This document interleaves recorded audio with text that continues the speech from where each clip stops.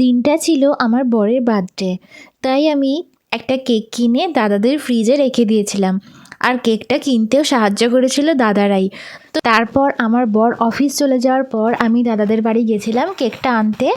আর দাদাদের কাছ থেকে বেলুন ফোলানোর জন্য একটা মেশিন হয়, সেটাও আনতে গেছিলাম।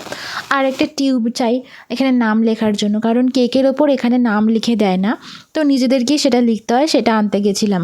ফেরার সময় চারপাশের পরিবেশটা একটু আপনাদের দেখাই আসুন। সকালবেলায় এরকম মনোরম পরিবেশ দেখতে খুব ভালো লাগে। এই দিকটা পুরো পাইন গাছের পাতায় ভর্তি হয়ে গেছে। এখানে আপনি যেখানেই তাকাবেন সেখানেই এরকম বড় বড় পাইন গাছ। আর এই যে আমার বাড়ির সামনে এই গাছটা এরকম কি সুন্দর লাল হয়ে গেছে। প্রায় সব গাছই এখন লাল হতে শুরু করেছে। সকাল সকাল এরকম রাস্তা দিয়ে হাঁটতে আমার খুব ভালো লাগে। এরকম রাস্তা দিয়ে মর্নিং ওয়াক যেতেও খুব ভালো লাগে, কিন্তু সকালে ঘুমটা ভাঙে না, এটাই কষ্ট। তো যাই হোক, এখানে দেখুন কি সুন্দর পাতা ঝরছে, জায়গাটা দেখতে খুব সুন্দর লাগছিল। কিন্তু এখানে প্রচুর ঠান্ডা পড়ে গেছে, তাই ঠান্ডা হাওয়া দিচ্ছে। বেশিক্ষণ দাঁড়ানোটা ঠিক হবে না, ঠান্ডা লেগে যাবে। তাই আমি একটু দাঁড়িয়েই বাড়ি চলে এলাম। এবার বাড়ি এসে আমি দুপুর থেকে সাজাতে শুরু করলাম আমার ঘরটা। একটু ডেকোরেশন জাস্ট এখান থেকে কিনে এনেছিলাম এগুলো। এর আগে আমি কারো জন্মদিন এরকমভাবে সাজাইনি। বাড়িতে আমার বোনপোর জন্মদিনে সাজাতাম, সেটা বোনপোই হেল্প করতো আমাকে সাজাতে। আর আমার জন্মদিনে বোনপো একা সাজাতো, কিন্তু এখানে তার কেউ নেই হেল্প করার মতো। তো আমি তাই একা একাই এগুলো সাজিয়ে নিলাম।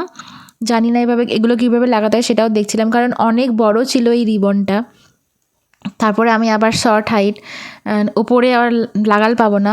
তারপরে আবার দেখলাম যে ফটো ভিডিও তুলতে গেলে তো ওপরটা দেখাও যাবে না, সেজন্য আমি এটা একটু নিচেতেই রাখলাম, যে বসে বসে ফটো তুললে যাতে এই লেন্থটা ঠিকঠাক হয়, সেজন্য আমি এভাবেই করলাম। আর তারপরে ছিল এরকম একটু টুনি লাইট, এটাও একটু লাগিয়ে নিলাম সেলো টেপ দিয়ে ডেকোরেশন করে।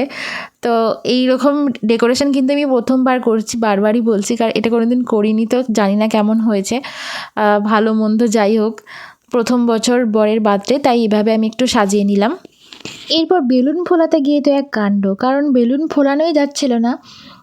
আমি দাদার কাছ থেকে যে মেশিনটা নিয়ে এসেছিলাম সেটাতে আমি বেলুন ফোলাতে অ্যাকচুয়ালি জানিই না যে এটা কীভাবে বেলুনটা ফোলাতে হয়, কারণ বেলুনটা দেখছি অনেক বড় আর মেশিনের মুখটা দেখছি ছোট, তো হাওয়াটা তো বেরিয়ে চলে আসছিলো, আমি বুঝতে পারছিলাম না যে এটা কীভাবে ফোলায়।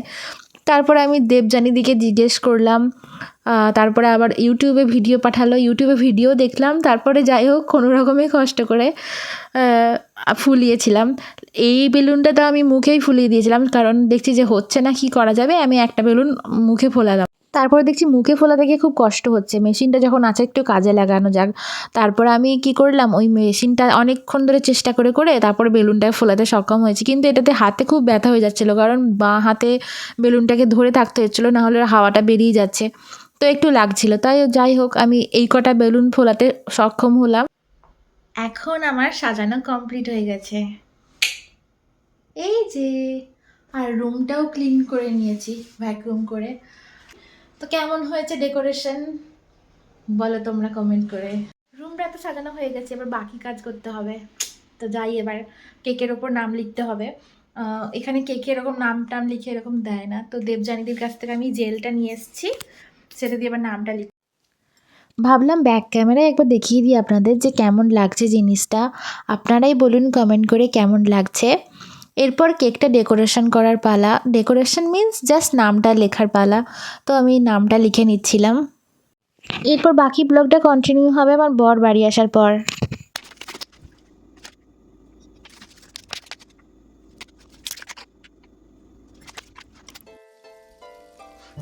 বাইরে খুবই বৃষ্টি হচ্ছে এখনও ফেরেনি, দেখি কখন আসে। এবার আমার বর বাড়ি ফিরেছে আর আমি লুকিয়ে লুকিয়ে দরজাটা খুলে ওকে সারপ্রাইজটা দিচ্ছিলাম, দেখি ও কি রিয়াক্ট করে। বলছো কাণ্ড করছো কি? বাপরে বাপ, বলছে দেখো দারুণ লাগছে। আমি ইলেকট্রিক উইথ জয়। পাগলটা কি করেছে দেখো, বাড়িতে বসে সারাদিন। ভালো হয়েছে, দারুণ হয়েছে, পছন্দ হয়েছে, হ্যাঁ ঠিক আছে। এরপর একটা ছোট্ট সেলিব্রেশন করি আমরা। Happy birthday, happy Happy birthday to you. Happy birthday to you. Happy birthday dear husband. Happy birthday to you. কি লেখাটা লিখেছিলাম দেখলে না? এই তো ইন্দ্র লিখেছো।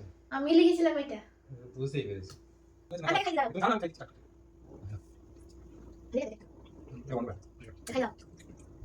আমাদের এখানে এখন একটা নিম্নচাপ উঠেছে, তাই খুব বৃষ্টি হচ্ছিল বাইরে। আপনাদের তো একটু আগে দেখালাম যে কিরম বৃষ্টি হচ্ছে। এই বৃষ্টির মধ্যেও দাদা আর দিদিরা কেক নিয়ে ওকে সারপ্রাইজ দিতে এসেছিল, তার জন্য খুবই খুশি। আর দিদিরা মায়ামি গিয়েছিল, তাই আমাদের জন্য এই ম্যাগনেটটা এনে দিয়েছে। তো এটা পেয়ে আমিও খুব খুশি। এরপর দিদি আর দাদারা সবাই মিলে কেকটা সাজিয়ে আমরা কেক কাটতে বসলাম। সত্যি বাড়ি থেকে এত দূরে থেকেও যে এরকম একটা সুন্দর ফ্যামিলি পেয়েছি, এটাই আমাদের কাছে অনেক বড় পাওনা, ঈশ্বরের অনেক বড় আশীর্বাদ। তাই আমরা এখানে দাদা দিদিদের মতন এত ভালো মানুষদেরকে পেয়েছি এখানে। এই ছোট ছোট মুহূর্তগুলি আমাদের স্মৃতির পাতায় যোগ হয়, আর সেটাকে ক্যামেরাবন্দি করে রেখে যাতে ভবিষ্যতে দেখতে পারি, তার জন্যই এই ভিডিও করা। এরপর আমরা সবাই মিলে বসে কেক কাটতে শুরু করি আবার। Happy birthday to you. Happy birthday to you. Happy birthday. Happy birthday. Happy